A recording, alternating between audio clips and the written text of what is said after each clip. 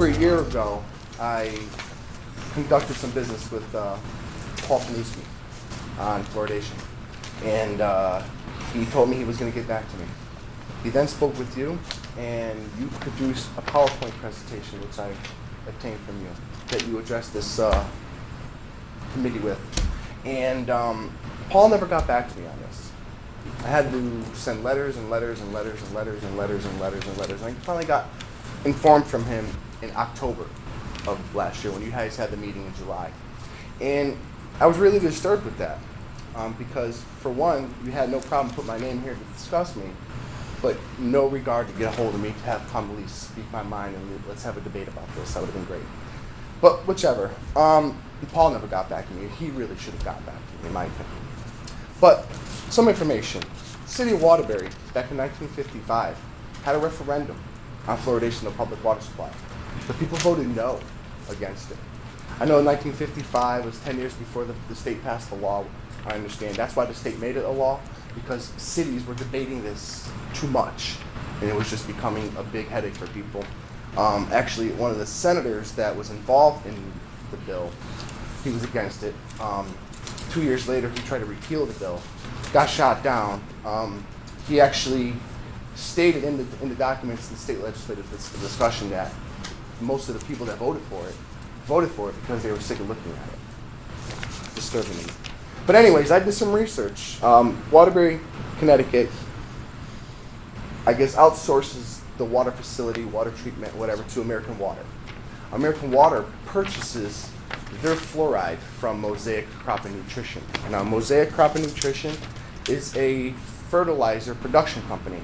That's all they do. Hold on just 1 second. For the record, to show that Alderman Fair has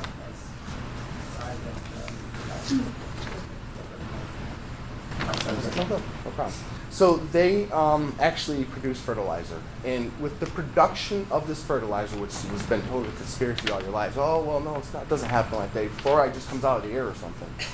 No, it doesn't. It's actually produced from this company. This is where we purchase it from. There's multiple ways, through nuclear power, through aluminum production, and fertilizer.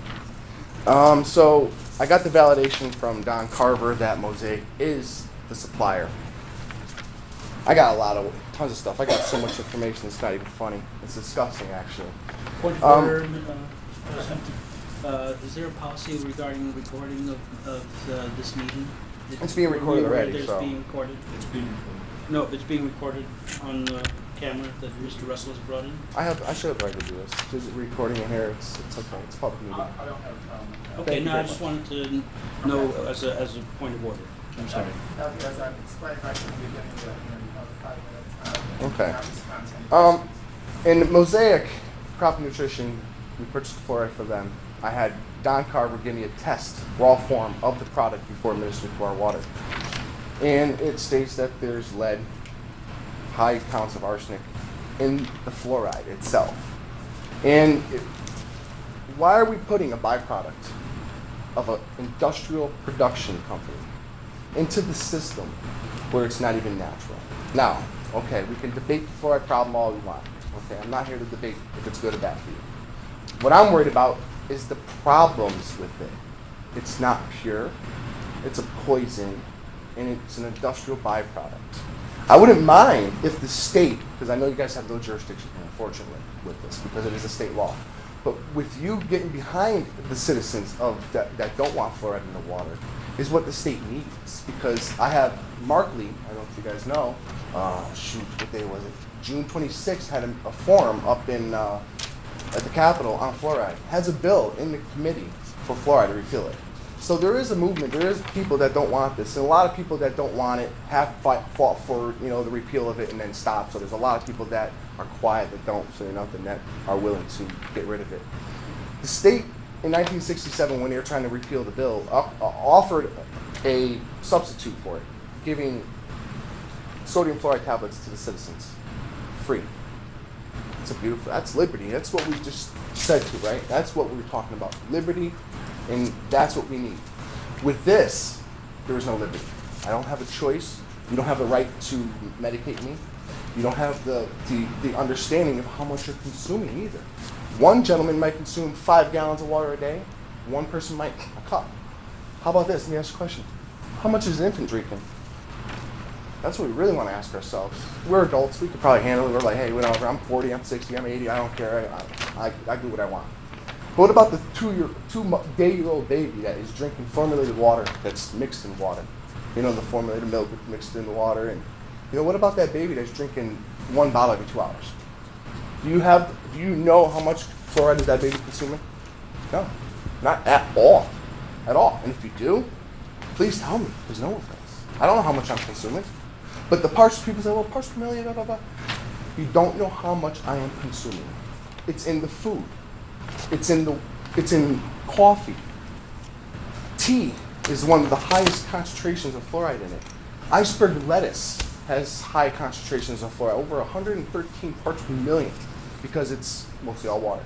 If you guys, I'm sure you guys know iceberg lettuce is just all water. It's not nutritional. So these I want you to look at.